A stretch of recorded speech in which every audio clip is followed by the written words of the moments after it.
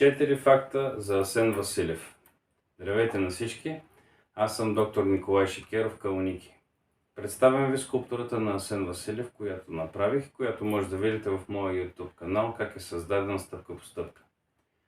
4 факта за Асен Василев. Факт номер 1. Той е роден в Хасково през 1977 година. Факт номер 2. Завършва икономика в Харвард. Факт номер 3. Той е министър на финансите в 3 правителства в България. И факт номер 4. След оставката на Кирил Петков, той поема управлението на неговата парламентарна група.